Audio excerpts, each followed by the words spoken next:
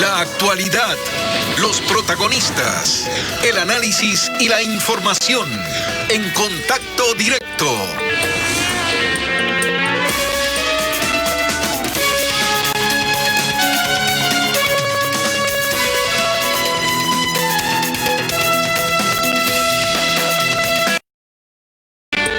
El 12 de septiembre de 2004, hace 16 años, se lanzó el movimiento Ruptura de los 25, proclamando ser la izquierda moderna y contemporánea.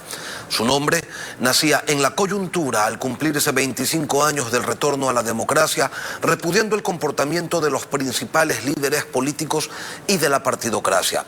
Entre sus dirigentes se dio a conocer María Paula Romo, que hoy es objetivo de una embestida mediática y política en medio de acusaciones por supuestamente haber practicado como ministra las mismas artimañas de la vieja política con las que se anunció en su momento que se iba a generar una ruptura. María Paula Romo, ministra de Gobierno, buenos días, bienvenida a Contacto Directo. Buenos días, Lenin, muchas gracias por la invitación. Ante estos comportamientos de prebendas del Ejecutivo respondían a una falla sistémica en la elección de los legisladores, y empezó cuando Jaime Roldós entregó la Corte Suprema de Justicia a los patriarcas de la componenda en 1980 y Osvaldo Hurtado las aduanas al presidente del Congreso en 1981. Esa misma senda ha seguido con variantes más o menos en todos los gobiernos. Cuando usted llegó al ministerio, ¿se encontró con ese sistema? ¿No sabía que existía y no se había suprimido? ¿O le ha tocado trabajar para eliminarlo? Gracias, Lenin. Buenos días.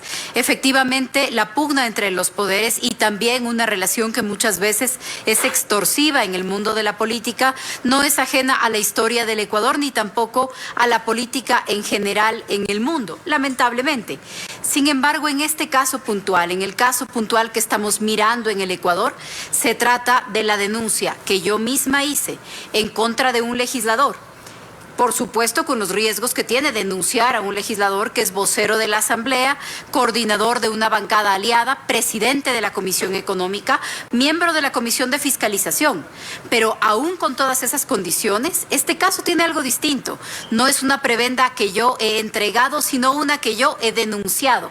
Y creo que eso marca una diferencia importante. En la Asamblea Nacional se ha llevado ya adelante un proceso por el que han sido separados dos legisladores.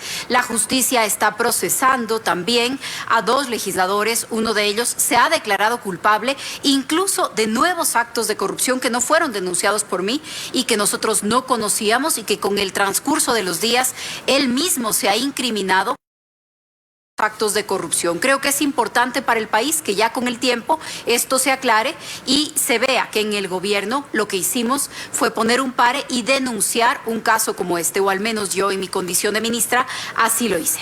El asambleísta independiente Roberto Gómez, ex jefe de la bancada de Creo, afirmó aquí el viernes lo siguiente, lo invito a escucharlo. La ministra de Gobierno y el presidente de la República no han sido lo suficientemente honestos para decirle al Ecuador que tuvieron que entregar el control de los hospitales para poder tener el control de la Asamblea. Y esto inicia, Lenin, cuando en el mayo del 2019 hay un acuerdo entre la ministra María Paula Romo, Daniel Mendoza, Eliseo Azuero y quien hizo de bisagra, lamentablemente, quizás de buena fe, Luis Pachala, para darle el control de la Asamblea a los inmorales de Alianza País, pues. Tenemos 12 años combatiendo Alianza País y ahora resulta que se les entregó el poder con el que tenían que fiscalizar a los ministros que no han fiscalizado y que los ecuatorianos les pagan un sueldo para que entreguen hospitales y se roben el dinero de la salud. Ministra, ¿qué hay que decir sobre estas afirmaciones que son muy puntuales? Está muy equivocado el señor asambleísta, probablemente porque en la época a la que él se refiere, él no formaba parte ya de ninguna bancada en la Asamblea Nacional y entonces desconoce los pormenores por los que se conformó una mayoría programática de 4 bancadas legalmente constituidas con 10 puntos que fueron públicos ante el país. Pero déjeme hacer un poco de memoria sobre este tema de corrupción en hospitales.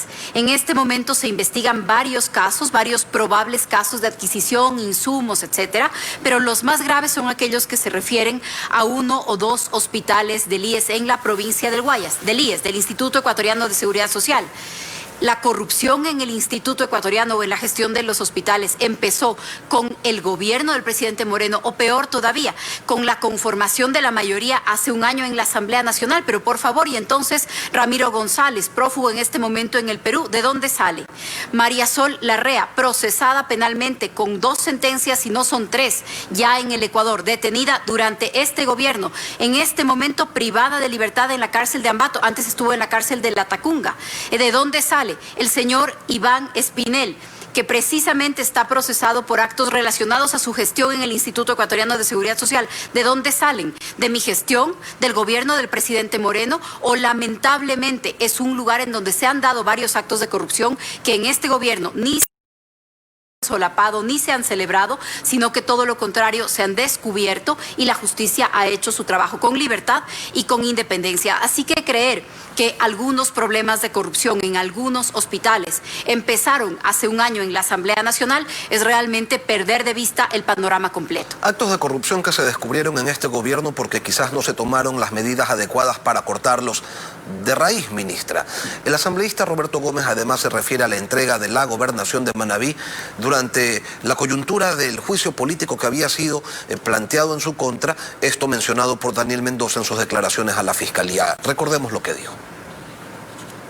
Porque si un asambleísta recibió, la ministra de Gobierno, María Paula Romo, es la responsable de haber entregado. Y a la Fiscalía General del Estado le hago un llamado, porque tiene que vincular a la ministra en las mismas investigaciones que ha hecho, en las cuales los implicados señalan a la ministra de Gobierno como la persona que repartió. Es la ministra de Gobierno la que iba a la Asamblea Nacional a buscar los votos.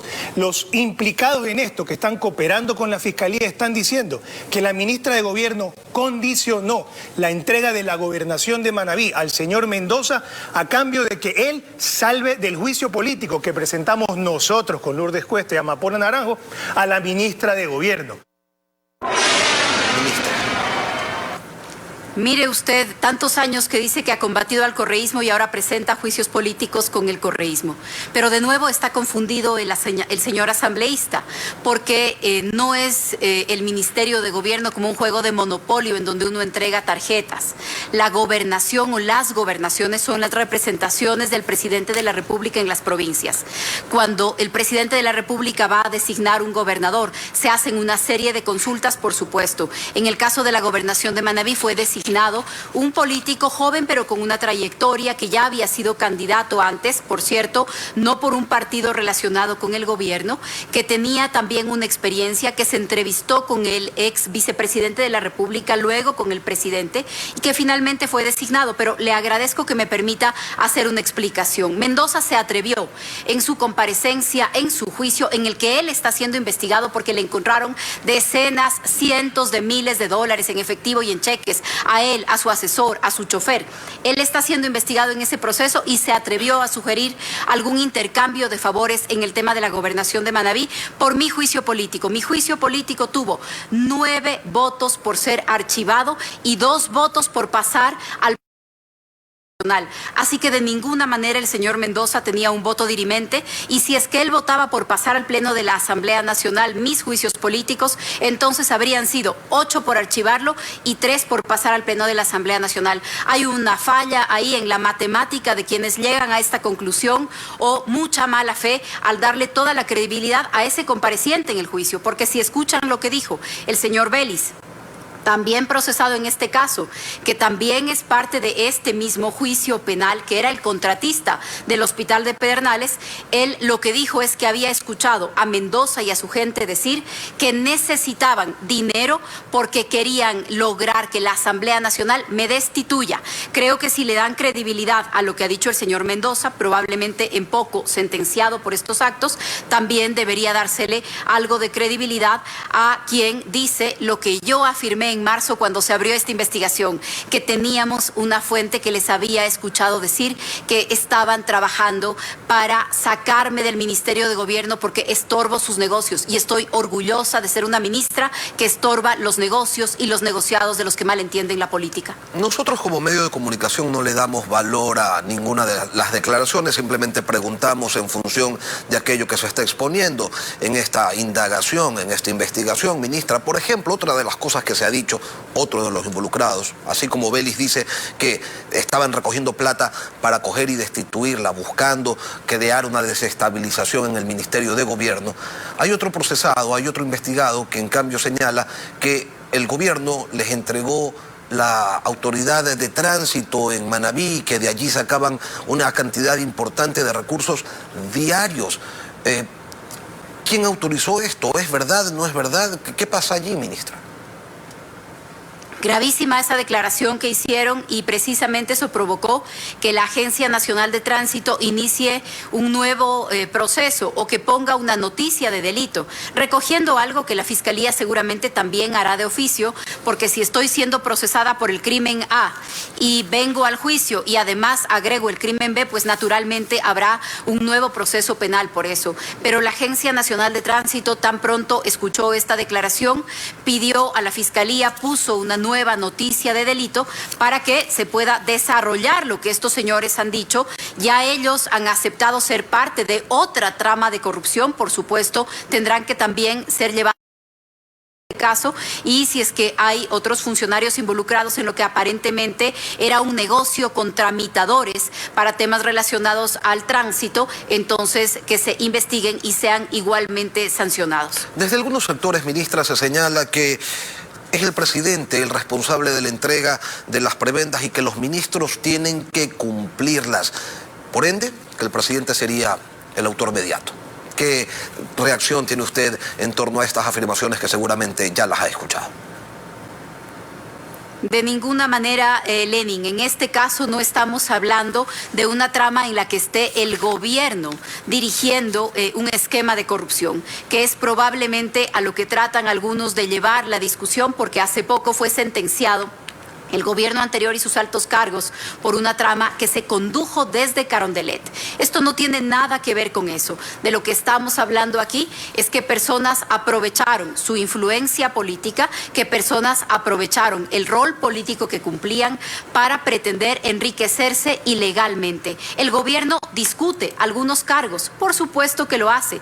Hay más de 3.000 cargos de libre remoción y de designación política en el gobierno nacional y los discute, por supuesto, con alcaldes, con asambleístas, con empresarios, con sectores sociales. Por supuesto que sí, pero cuando el gobierno designa a alguien, no lo hace para que robe. Son adultos. Si cometen un delito luego de recibir una responsabilidad, tienen que ser sentenciados por sus actos. En este caso, esa es la posición de nuestro gobierno. El presidente Moreno ni yo habríamos participado ni permitido conversaciones políticas en otro sentido que el que le estoy describiendo. Ministra, en otro tema, y acerca de los hechos de violencia impunes después de un año de producidos y que se dieron aprovechando la protesta social de octubre en la capital de la República, se informa de innumerables procesos, pero no hay resultados hasta ahora.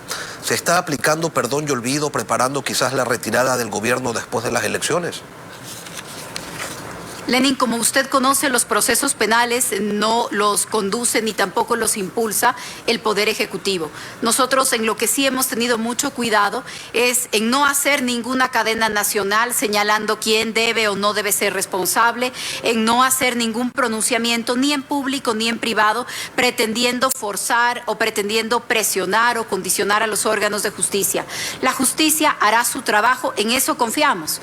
A veces coincidimos o no coincidimos, esa es la vida en democracia, pero nosotros no nos hemos encargado ni de hacer comisiones nuestra verdad, ni de hacer cadenas nacionales para señalar a una persona o a un grupo de personas o poner una foto o indicar a los jueces o presionar a los jueces sobre cómo deben fallar.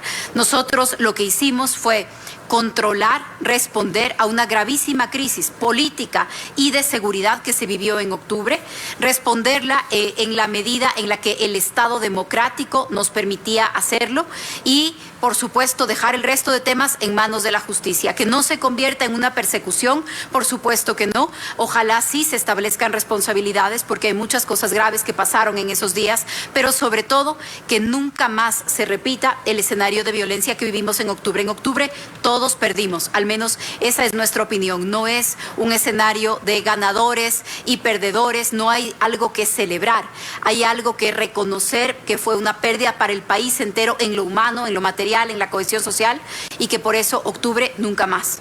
Dos cosas, ministra. La quema y destrucción del edificio de la Contraloría solo tiene un beneficiario y nada tiene que ver con las protestas sociales. Es un hecho sin precedentes. ¿En qué estado se encuentra este proceso? ¿Qué tan pendientes están ustedes de aquello? Y el segundo punto que le quiero preguntar en función del tiempo, ministra, es el centro de Quito, los alrededores del Palacio de Gobierno continúan desde octubre anterior con alambres, con concertinas.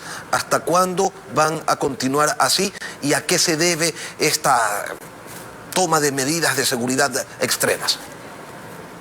Sí, respondo sus dos preguntas, Lenin. La primera sobre el tema de la Contraloría, de lo que conozco, porque en este caso la policía logró detener a algunas personas dentro de la Contraloría General del Estado. De lo que conozco de este caso, fueron liberados casi de inmediato. Los cargos se reformularon. Inicialmente se les había formulado cargos por terrorismo.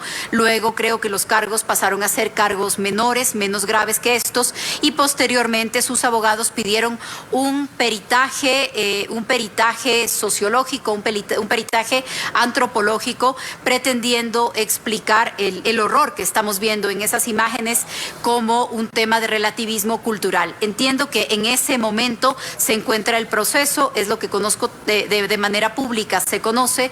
No tenemos, como lo he dicho antes, ninguna comisión haciendo un seguimiento especial. Esa es una tarea de la justicia y confiamos en que la justicia hará su parte como corresponda. Su segunda pregunta era sobre el centro de Quito y el centro de la ciudad. Para mí sería ideal, y creo que todos coincidimos con eso, he hablado varias de Quito, ojalá pudiéramos retirar todo este material del centro de Quito. La seguridad de la Casa Presidencial es una seguridad militar, así que también he hablado de este tema con las Fuerzas Armadas y el encargado de la Casa Presidencial. Lamentablemente tenemos de manera constante este tipo de amenazas al orden público y de actuaciones extremadamente violentas, sobre todo usando gasolina y explosivos, por lo que se ha tomado la decisión de mantener un cerco más amplio en la Casa Presidencial. Como digo, seguiremos conversando tanto con el alcalde como con las Fuerzas Armadas encargadas de la seguridad presidencial para lograr superar esto y recuperar un centro de Quito sin estos vestigios de lo que fue la violencia que se vivió hace ya un año. María Paula Romo, ministra de Gobierno, gracias por acompañarnos esta mañana aquí en Contacto Directo. A usted, muchas gracias. Buen día. Buen día. Son las 7 de la mañana con 14 minutos y al volver les contamos una encuesta sobre la intención de voto en Quito y Guayaquil señala una polarización entre Guillermo Lasso, Andrés Arauz y Yacu Pérez. Lo revisamos con Santiago Nieto, director de Informe Confidencial. Ya regresamos.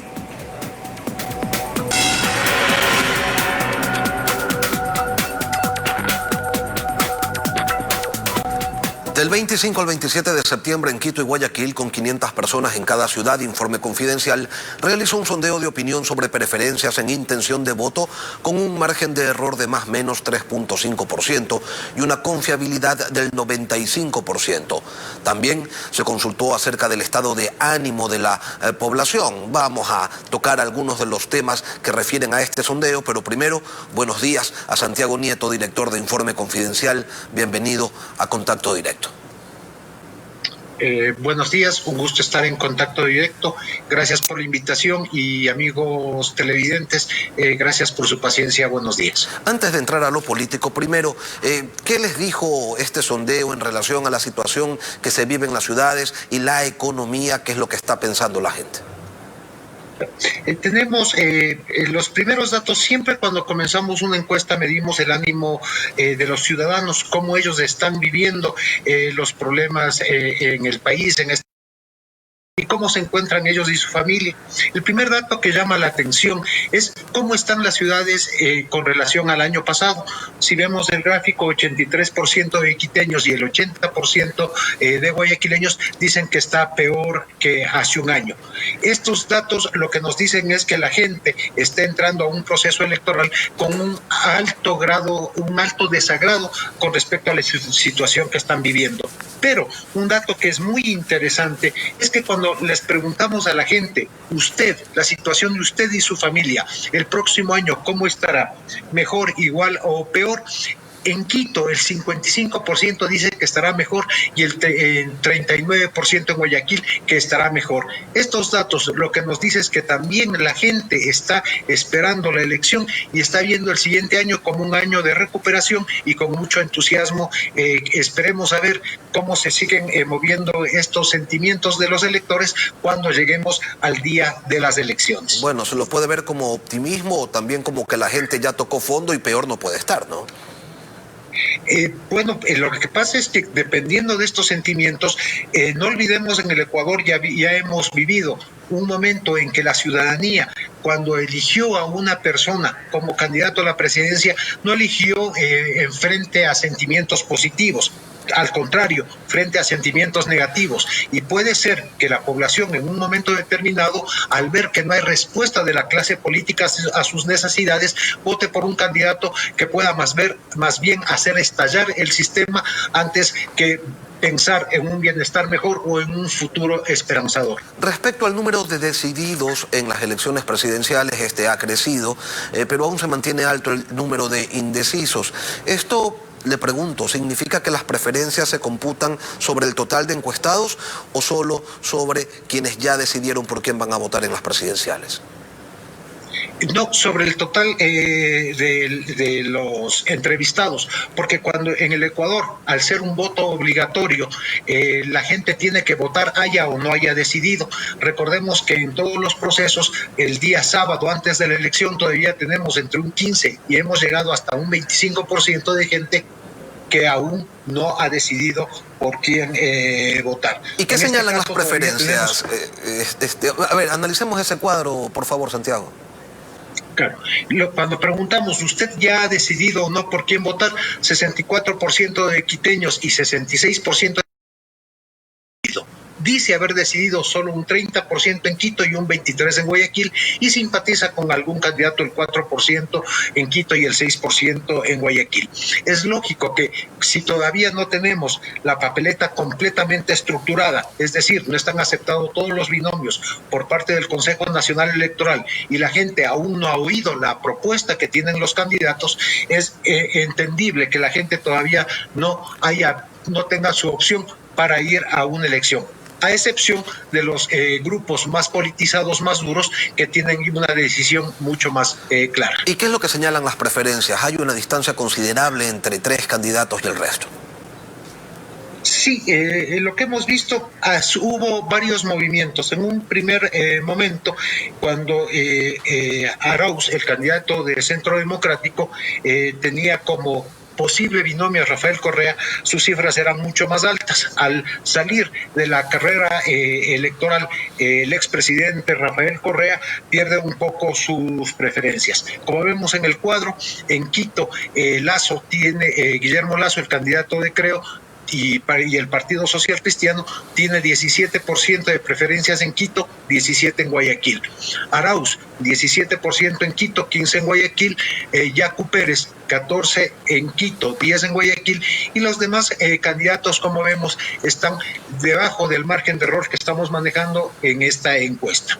Es interesante ver cómo el 31% de quiteños y el 39% de guayaquileños dicen no votar por ninguno de los que aparecen en la papeleta que hemos planteado, y asimismo un 10% en Quito y un 12% en Guayaquil que votarían en blanco frente a esta oferta que la clase política puso a los ciudadanos. La votación de Lasso es igual en Quito y Guayaquil, en cambio la de Arauz y Pérez es mayor en Quito. Esto no es nuevo para un candidato como Lasso, que va por su tercera contienda. Pero le pregunto, Santiago, ¿esto significa que en Guayaquil todavía pesa en sectores populares el voto cruzado? ¿Todavía en estos tiempos pesa el voto cruzado, Nebot alcalde, Correa presidente? Yo creo que los ciudadanos no tienen posiciones mucho más duras en la política, como tenemos los que estudiamos la política, los actores de la política, el periodismo, etcétera. Los votos son mucho más móviles, dependiendo a qué factor se apele. Hay votos que son mucho más pragmáticos, es decir, un beneficio para mí.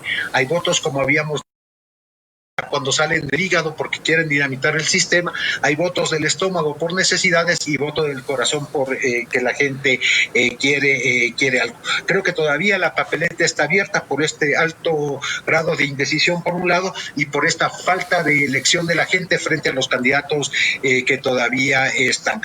Falta definiciones en la sierra, en la costa.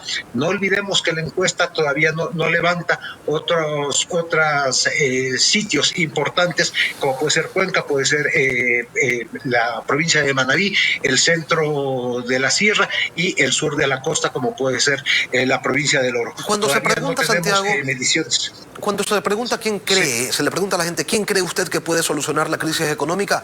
Las cifras de Guillermo Lasso mejoran. ¿Esto significa, le pregunto, que hay una menor confianza en la izquierda porque los candidatos de izquierda unidos, según sus sondeos, superan por muy poco a Lasso?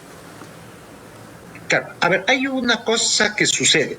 Creo que la candidatura de Guillermo Lasso se presenta como mucho más sólida y tiene mucho más tiempo con su oferta de campaña y hablándole a los ciudadanos, frente a los otros que todavía no han tenido acciones con respecto a sus electores. Pero hemos hecho una diferencia semántica entre Lasso, Arauz y Pérez, siendo los más, digamos, los que presentan mejor adhesión en la papeleta presidencial, y hemos preguntado, ¿quién puede solucionar la crisis del país? Lasso, Arauz o Pérez. El gráfico es claro, Lasso 22% en Quito, 23% en Guayaquil, Arauz 15% en Quito, 13% en Guayaquil, y Pérez 2% en Quito, 2% en Guayaquil. Toma mucho más cuerpo la candidatura de Lasso en estos momentos. Si vemos también otras cifras, por ejemplo, ¿quién defendería los intereses de las personas como ustedes? Esto tiene que ver más con la cercanía. Santiago, en este cuadro... Sí. Discúlpame que le interrumpa esta parte del análisis, pero quiero preguntarle esto de acá y se nos está terminando el tiempo. Ustedes preguntan qué candidato representa a la vieja política y también preguntan quién sería mejor presidente. En estos dos cuestionamientos también se impone Lasso. ¿Es esto un espaldarazo a la experiencia o tiene otras lecturas subyacentes?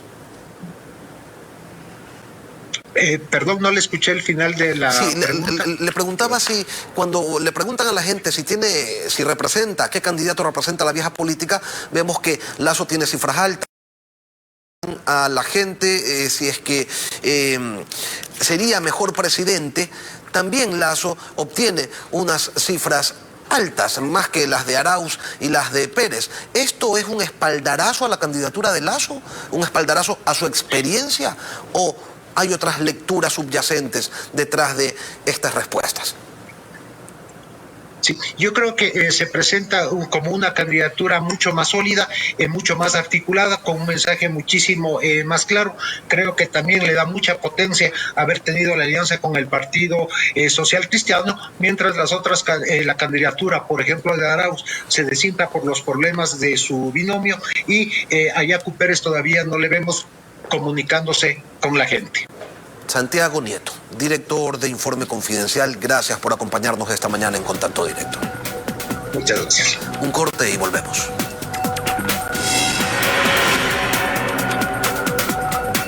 Son las 7 de la mañana, 30 minutos. Así concluimos las entrevistas en Contacto Directo. Gracias por acompañarnos, Lenin. Pero las noticias continúan en Televistazo, en la comunidad.